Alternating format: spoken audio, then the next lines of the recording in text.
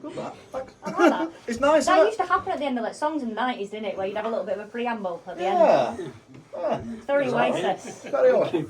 Silver on got it off us, to be Tameside fair. Radio. Learn everything they know. Silver on Tameside Radio by The Information Highway. Sounding incredible. And obviously you can see them as well on Facebook Live if you do fancy it. They are having a little wave at the camera right now. I am. Gorgeous. Y'all alright? So let's go right back to the beginning. I think Joe's entirely left the studio now. Ladies and gentlemen, Housewife's favourite Joe Best. He is taller than that. He's just sat. So let's go right back to the beginning. How did you all meet each other? Well, I was working as a waitress in a cocktail bar. I stayed with, he knew my brother, then I got to know him, then we played in a band together with his uncle, who obviously that's his nephew, so we got to know him. And then Jeff knew him, so I got to know Jeff. And then we all got to know each other. It's that simple. Honestly, yeah, it was just like that. It was just like that. If you lost me. Yes, basically, I met Jeff at music college about 1990. When was it? About 93, something like that. And I've been stuck with him ever since. Yes. Music college, like, wow. I know, it's hard to tell, isn't it? I know they hide it well, but they're not at college. The other side, cello on the back. It was only cleaners. He worked in the canteen. And how did the Information Highway come into being, based off all that weird inbred, whatever it was that you were talking about? See, they did pick it up. Yeah. I met Lee Wim on side, and I was a fan of these before I joined them. I was in another band that kind of did its thing and fizzled out. I was fucking devoed.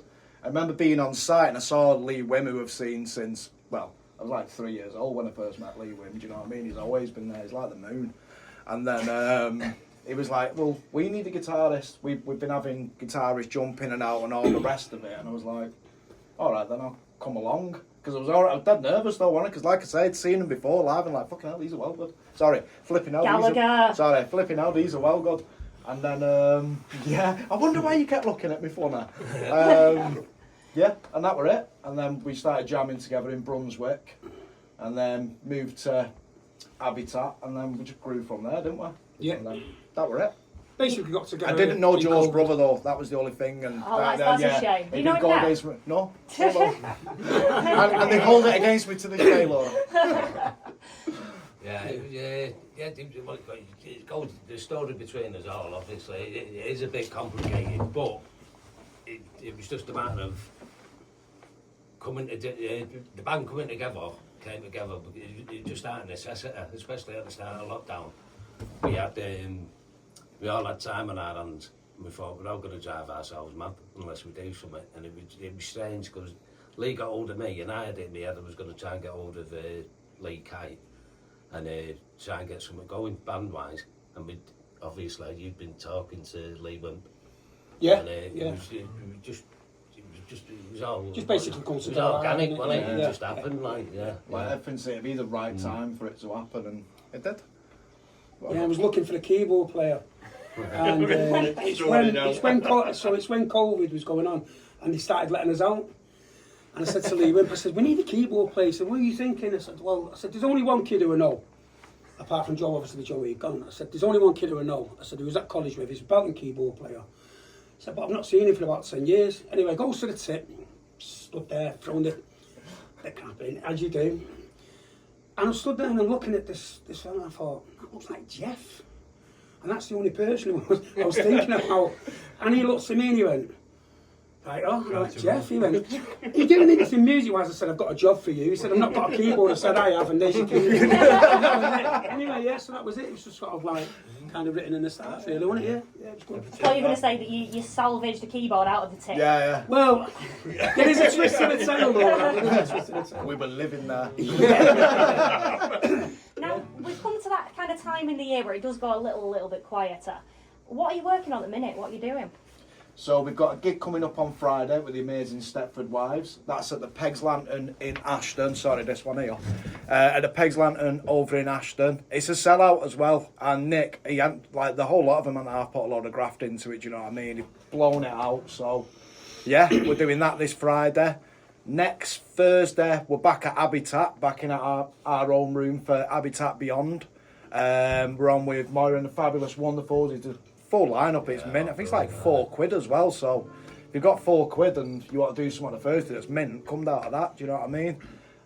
Got an EP coming out next year. Yeah, that's us. There's Got loads a party happening. at Christmas. Yeah, we're doing all sorts. Oh, you are a busy band in general anyway, but it seems like it's going even further, which is so deserved. Now, the next song that we've got from you today is The One. Yeah. Tell us a little bit about The One. Go on, Joe. I had nothing to do with it. I'm washing my hands of this right now. You're this band, you're in it. This was one of Wimbo's, wasn't it? Yeah, so basically, the right sort of influence is that I'd sort of write a song, or I'd come up with an idea and then I'd take it in and I'd give it Lee Wimp, and he kind of finish it off, or he put his own little part to it. Lee come in with some verses, some chords, and it's basically, I think... That's my favourite one to play live. It's such a good track. Yeah, so that's another one, it's an old one, isn't it? Yeah. It's got He always says, 4 or 5 it's, years old. if you've had a Barney with your significant other, this is the one for you, because at the end of the day, you're together and you're the one, don't he? That's what he always says. Is that what he says? Yeah, he's alright. Yes, so it's He's soft alright. old bugger, isn't it? Yeah. Beautiful words. He is. He's a very soft Hey, man. don't be fooled. Don't be fooled. Honestly, he's lovely. Yeah. He's one at best, Lee. Let's hear it then. The One by The Information Highway on Tameside Radio. I'm so sorry. Here we go. Yes, sir. How many C words am I allowed?